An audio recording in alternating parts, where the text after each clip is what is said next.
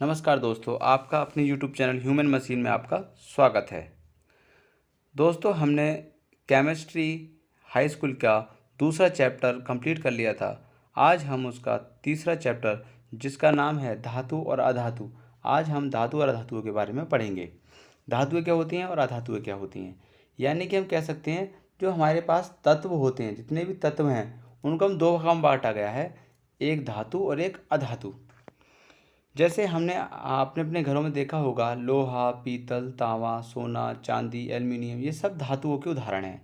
और देखो, प्लास्टिक, लकड़ी, गत्ता, कपड़ा, रबड़, ये सब हमारी अधातुएं होती हैं। देखते हैं कुछ उदाहरण हैं जो यहाँ पर लिखे हुए, जैसे आयरन, एल्युमिनियम, चांदी, कॉपर, ये हमारे क्या हैं, धातुएं हैं। धातुएं वह होती हैं जिससे हम तार बनाते हैं, जिसमें हम इलेक्ट्रिसिटी आसानी से रन कर सकें, जिनको एक तरफ गर्म करें दूसरा अपने आप गर्म हो जाए। वैसा हमारी धातुएं होती हैं जो हमारे घर पर इस्तेमाल की जाती हैं, बहुत कठोर होती हैं। पर अधातुओं की बात करें तो ये अधातुएं ऐसी होती हैं, जहाँ ना ही कठोर होती हैं सही से, और इनको यदि हम गर्म करते हैं तो यह गर्म ना होकर सीधी जल जाती हैं। तो धातु अधातुओं में अंतर समझ में आ गया होगा।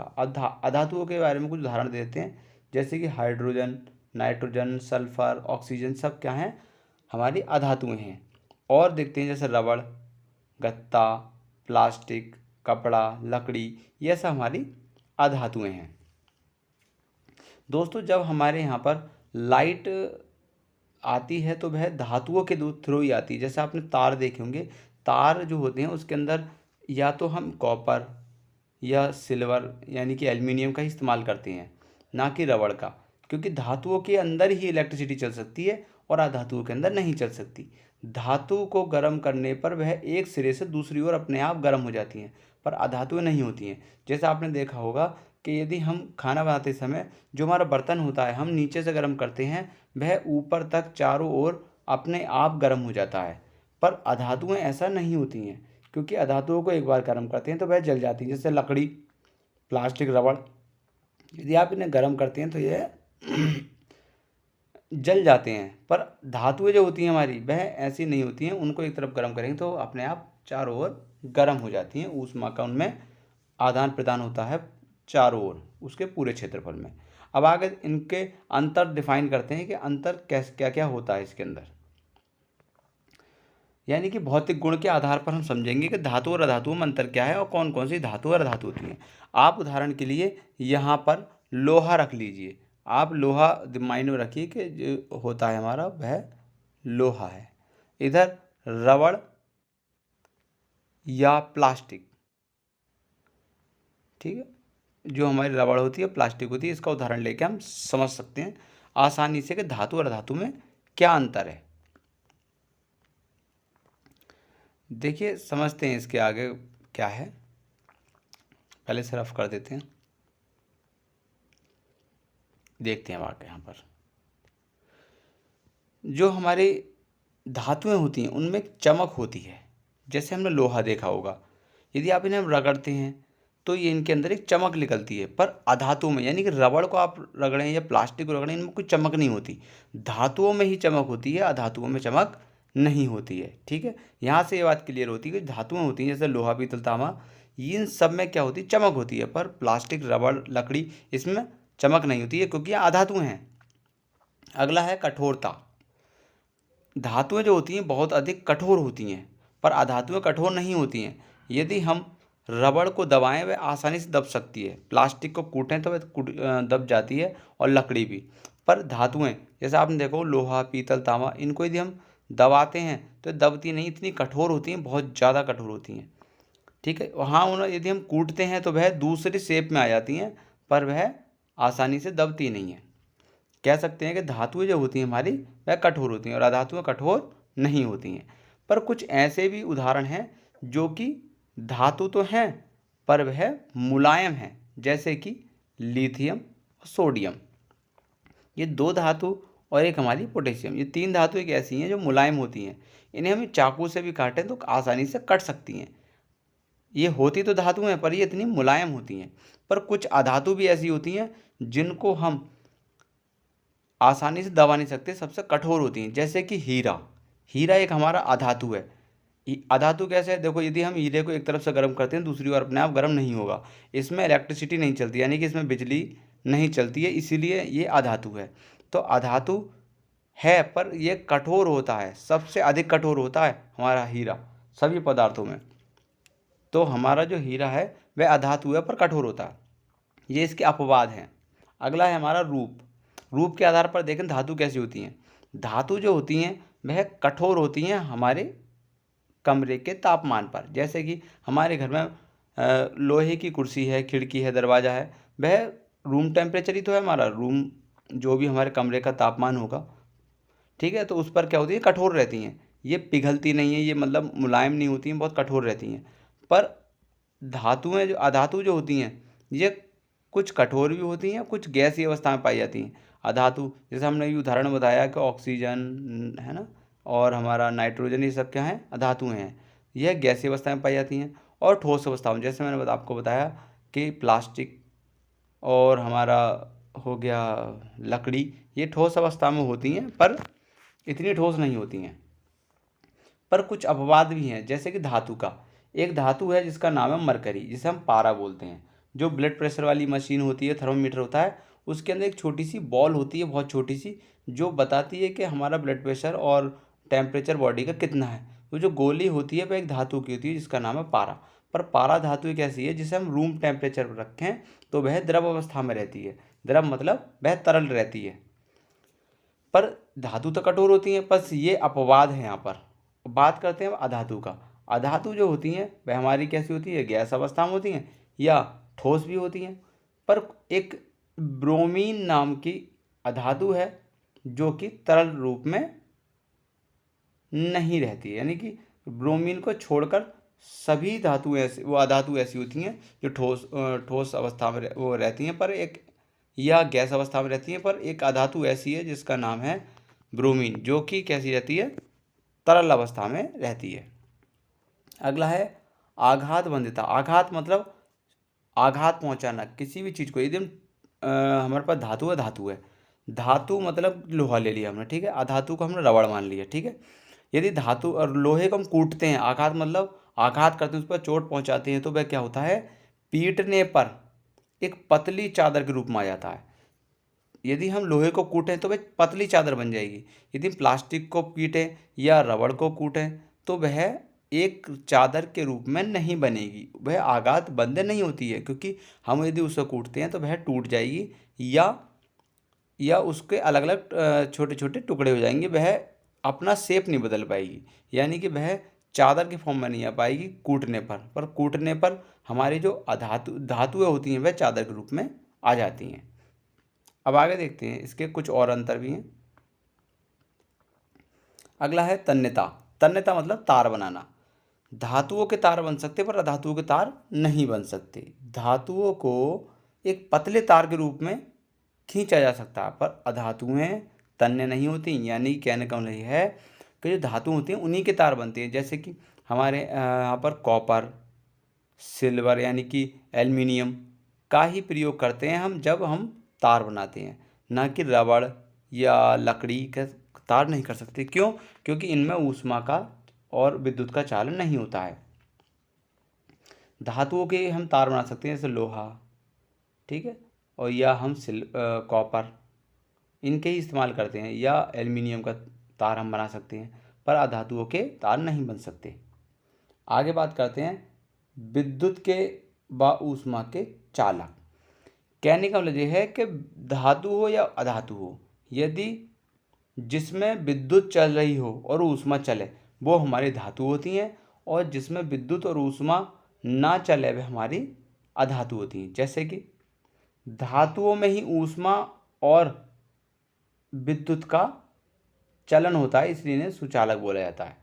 जैसे कि हमने तार लिए हैं वो धातुओं के तो बनाते हैं, जैसे कि कॉपर एक धातु है, यानी कि हमारा तावे को हम एक तरफ से गर्म करें, तावे का हमने टुकड़ा ले लिया या हमने एक लोहे का एक टुकड़ा ले लिया, उसको एक तरफ से गर्म करें तो दूसरी ओर अपने आप गर्म हो जाता है, यानी कि ऊष्मा का सुचालक है, ऊष्मा उसमें चल रही है। और यदि हम धातु का कोई तार या कोई भी टुकड़ा लेते हैं, हम एक तरफ यदि करंट लगाते हैं उसमें तो दूसरी तरफ अपने आप पहुंच जाता है, इसीलिए उसमें विद्युत भी चलती है, इसीलिए हम बोलते हैं विद्युत के भी ये चालक हैं। ठीक है। पर बात करें हम अधातुओं की, अधातुएं ऐसी नहीं होती हैं। अधातुओं को यदि हम एक तरफ से गर्म करें तो दूसरी तरफ गर्म नहीं होंगी, वो डायरेक्टली जल जाएंगी। और इनमें क्या होता है, उस विद्युत का भी चलन नहीं होता। जैसे कि लाइट जो होती है वह प्लास्टिक, रबड़ और लकड़ी आदि में नहीं चलती है। पर कुछ अपवाद भी हैं इसके, जैसे कि शीशा। शीशा एक धातु है, और मरकरी, मरकरी हमारी क्या है, एक धातु है। पर इसमें ऊष्मा नहीं चलती। यदि हम शीशा को गर्म करें या शीशा में यदि हम बिजली लगाएं तो वह एक सिरे से दूसरे सिरे पर बिजली नहीं पहुंच पाएगी। पर बात करें ग्रेफाइट, ग्रेफाइट क्या है, एक सुचालक है पर अधातु में आता है। अब ग्रेफाइट जो होता है हमारा, वह इसलिए अधातु में आता है क्योंकि हम कूट कर उसकी चादर नहीं बना सकते। अब ग्रेफाइट होता क्या है, जो आपने पेंसिल देखी कच्ची वाली, उसके अंदर जो काले कलर का एक पतली सी रॉड डली होती है, या आपने सेल देखा होगा जो बैटरी में डलता है, यानी कि घड़ी में डलते हैं, तो उस घड़ी में, या आप उसको बैटरी में भी इस्तेमाल करते हैं, टॉर्च बैटरी में, जो उस सेल के अंदर एक छोटी सी पतली सी एक वो होती है, कहने को ले एक छड़ होती है, वही हमारी ग्रेफाइट है, काले कलर का, ये कार्बन का रूप है एक। ठीक है। तो उसमें हमारा विद्युत चल सकती है, हमारे ग्रेफाइट में विद्युत चल सकती है, इसलिए इसे धातु में धातु में रखा गया है। क्यों? क्योंकि यह कूटने पर टूट जाती है, इसलिए अधातु में रखा। इसके ताने में बनाए जा सकते, इसलिए इसे अधातु में रखा। पर यह एक ऐसी धातु मतलब अधातु है जिसमें ऊष्मा और विद्युत का चलन हो सकता है, चल सकती है। अब बात करते हैं घनत्व की। घनत्व का मतलब होता है जो तत्व होते हैं हमारे, उनके अंदर तत्व आपस में कितनी मतलब कैसे जुड़े हुए हैं, कितनी उनके अंदर कितने घने रूप में जुड़े हुए हैं, उसी को हम घनत्व बोलते हैं। पर जो ठोस होते हैं उनके कण बहुत पास पास होते हैं, एक दूसरे से बहुत ही घने होते हैं, तो इसीलिए इनका घनत्व अधिक होता है। घनत्व मतलब इनके कण बहुत पास पास होते हैं। और गलनांक भी उच्च होता है। उच्च मतलब अधिक होता है। गलनांक का मतलब होता है कि यदि हम किसी भी धातु को गर्म करें तो वह आसानी से गलती नहीं, गलती मतलब वह द्रव अवस्था में नहीं आती है। पर अधातुएं जो होती हैं हमारी, उनका जो घनत्व होता है और गलनांक होता है बहुत कम होता है। उनके जो कण होते हैं वो थोड़े दूर दूर होते हैं, और उनको गर्म करें तो वह हमारे आसानी से अगली अवस्था में आ जाएंगे। जैसे कि प्लास्टिक गर्म करें तो वह तुरंत तरल अवस्था में आ जाती है। पर कुछ धातुएं ऐसी भी हैं जिनका गलनांक और घनत्व बहुत कम होता है, जैसे सोडियम और पोटेशियम। हमने भी आपको पहले ही बता चुके हैं कि इनके जो सोडियम और पोटेशियम होती है ना, चाकू से काटा जा सकता है। क्यों? क्योंकि इसके कण जो होते हैं बहुत दूर दूर होते हैं, मुलायम होती हैं धातुएं। और यही धातुएं कैसी हैं, जो कि जल से क्रिया कर लेती हैं या वायु से क्रिया करके तुरंत ज्वलनशील हो जाती हैं, यानी क्योंकि इससे आग लग जाती है। अगला है ध्वनिक।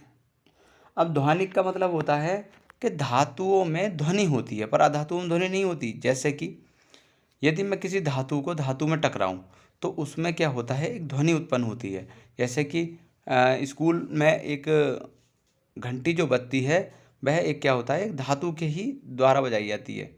हम ये धातु में धातु मारते हैं या टकराते हैं तो टन टन की आवाज़ आती है, पर अधातु में नहीं आती। यदि हम लकड़ी में मारें या रबड़ या प्लास्टिक करें तो टन टन की आवाज़ नहीं आती। कहने वाला ये है कि जो धातुएं होती हैं उनमें ध्वनि पैदा होती है और अधातुओं में ध्वनि पैदा नहीं होती। इसमें ध्वनि पैदा होती है, इसमें ध्वनि पैदा नहीं होती है। अगला है ऑक्साइड।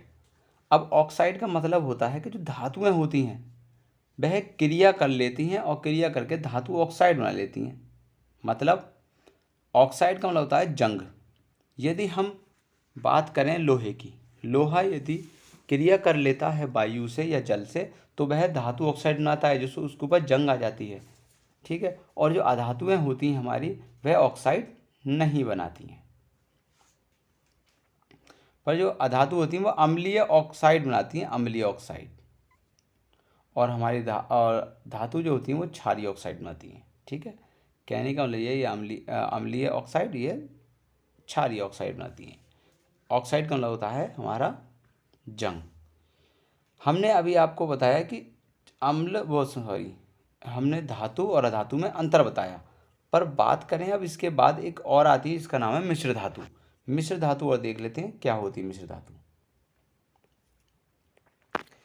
देखिए धातु तो आपको समझ में आ गया होगा, धातु कठोर होती हैं, इनमें बिजली का और ऊष्मा का चलन होता है, इनके द्वारा हम तार बना सकते हैं, इनको कूट कर चादर के फॉर्म में ला सकते हैं, ये सब हमारी धातु हैं। अधातु जिनको हम एक तरफ से गर्म करें दूसरी तरफ गर्म नहीं होती हैं, इनको चादर के फॉर्म में नहीं ला सकते, इनके तार नहीं बना सकते, वह अधातु हैं। जैसे कि धातु हमारी होती हैं लोहा, पीतल, तांबा, सोना, चांदी, और अधातु होती है हमारी रबड़, गत्ता, प्लास्टिक, लकड़ी, ये सब अधातु होती हैं। अब मिश्र धातु का मतलब होता है जब धातु और अधातु यानी कि दोनों को मिला दें हम। देखो मिश्र धातु जो होती है वह दो या दो से अधिक धातु हो व अधातु, उन दोनों के मिलने से जो बनती है उसे अब मिश्र धातु बोलते हैं। समागी मिश्रण, यहाँ एक वर्ड लिख रहा है समागी मिश्रण। समागी मिश्रण का मतलब होता है जो भी हमने दो धातुएं मिलाई है, धातु और अधातु मिलाई है आपस में, समागी मिश्रण मतलब वो पूरी तरह से मिल जानी चाहिए, बिल्कुल ही दूसरी धातु उसमें दिखाई ना पड़े, इसीलिए उसे कहते हैं समागी मिश्रण। तो जब दो धातुएं आपस में मिला दी जाएं उसे मिश्र धातु बोलते हैं। यह धातु या एक अधातु आपस में मिला दी जाए तो उसे भी मिश्र धातु बोलते हैं। मिश्र मतलब मिक्स करा हुआ, यानी कि दोनों को मिला दें तब। अब इसके उदाहरण देख लेते हैं। इस्पात, आपने देखा होगा स्टील जो होती है जिस पर जंग नहीं आती है। जंग इसलिए नहीं आती है क्योंकि उसमें निकेल और कॉपर मिला होता है। अब देखो स्टील बनती कैसे है। एक स्टील जो है हमारी वह एक मिश्र धातु है, यानी कि दो धातुओं से मिलकर बनी है। वह दो धातुएं कौन कौन सी, एक तो लोहा और निकेल और क्रोमियम। इन धातुओं को मिलाने से एक नई धातु बनती है, उसी को हम बोलते हैं मिश्र धातु। और कौन सी धातु बन जाती है हमारी, इस्पात। इस जो निकेल और क्रोमियम है इस पर कभी भी जंग नहीं आती। आपने देखा होगा जो आपके घर पर बाल्टी होती है लोहे की, उसके ऊपर एक पतली सी परत चढ़ी होती है जो कि क्रोमियम या निकेल की होती है, जिसकी वजह से उस बाल्टी पर कभी भी जंग नहीं आती है। जिस दिन वह क्रोमियम और निकेल की पॉलिश हट जाती है तो उस पर जंग आनी स्टार्ट हो जाती है। ठीक है, यानी कि इस्पात यानी कि जो हमारी स्टील है वह दो धातुओं का मिश्रण है। ठीक है, इसलिए इसे मिश्र धातु बोलते हैं। अगला है पीतल। पीतल हमारा कोई भी खनिज नहीं है जो कि हमारे ज़मीन से प्राप्त होता हो, यह एक मिश्र धातु है जो कि बनाई जाती है। अब ये कौन कौन धातुओं से मिलकर बनी होती है, एक कॉपर और जिंक। कॉपर को और जिंक को यदि हम समागी मिश्रण यानी कि दोनों को मिला दें अच्छी तरह से तो हमारा पीतल बन जाता है। कॉपर मतलब हमारा होता है तांबा, तांबा और जिंक, जिंक इन दो धातुओं को मिला देते हैं तो पीतल बन जाती है। अगला है हमारा कांसा। कांसा जो होता है हमारा वह भी दो धातुओं का मिश्रण है, जैसे कॉपर और टीन। यदि दो धातु इन दोनों को मिला दें तो एक हमें नई धातु प्राप्त होती है जिसका नाम है कांसा, जो कि क्या है, एक मिश्र धातु है। अगला है सोल्डर। सोल्डर लेड और टीन से बनता है। अब लेड आप समझ गए हो कि लेड माने शीशा, और टीन तो आप जानते होगे। पर बात करते हैं सोल्डर। सोल्डर क्या है, सोल्डर मैं बताता हूँ आपको क्या है। जब आप कभी टीवी या मोबाइल ठीक कराने जाते हैं तो वहाँ पर जो मैकेनिक होता है, ठीक करने वाला होता है, उसके पास एक पेन जैसा एक यंत्र होता है जिससे वह यहाँ से एक धातु लेता है और टाँके लगाता है, तार चिपकाता है। वो जो जिस धातु को लेता है वह सोल्डर है हमारी। उस धातु से ही हम क्या करते हैं, टीवी या मोबाइल या कोई रेडियो जिसमें ठीक करते हैं, तार चिपकाने काम में आती है सोल्डर हमारी। ठीक है, तो आपने अभी समझा धातु क्या है, अधातु क्या है और मिश्र धातु क्या है। ठीक है, यहाँ पर एक लाइन और रह गई जिसका नाम इसमें लिख रहा है कि लोहा सूक्ष्म मात्रा में कार्बन के मिश्रण के साथ कठोर और प्रबल हो जाता है। हमारे पास यदि लोहा है, यदि हम लोहे के अंदर कार्बन मिला दें बहुत ही कम मात्रा में लोहे के अंदर, अब ऐसे ही नहीं मिलेगा, इन दोनों धातु को पहले पिघलाना पड़ेगा। यहाँ पर लोहे को पिघलाकर उसमें थोड़ा कार्बन हम यदि मिला दें, मिश्र कर दें, तो जो हमें लोहा प्राप्त होगा वो इतना कठोर होगा और प्रबल होगा, बहुत ज़्यादा कठोर और प्रबल। ये जो इस्पात बना रहे हैं ना, तो लोहे और क्रोमियम, इनको पहले पिघलाया जाता है, पिघलाकर आपस में मिक्स किया जाता है और उन्हें ठंडा कर लिया जाता है, तो हमें स्टील प्राप्त हो जाती है। ऐसी हमारी पीतल है। पीतल में हम कॉपर और जिंक को पहले पिघलाते हैं गर्म करके और उनको दोनों मिक्स करके हमें पीतल बना लेते हैं। दोस्तों, आज की वीडियो यहाँ पर समाप्त होती है। यदि आपको हमारी वीडियो पसंद आई हो तो लाइक, कमेंट और सब्सक्राइब जरूर करें। और जितना हम आपको पढ़ा रहे हैं इसको आप अपने पेन और कॉपी लेकर इसे लिख लें। यह बहुत ही इम्पोर्टेंट है आपकी परीक्षा के लिए। धन्यवाद।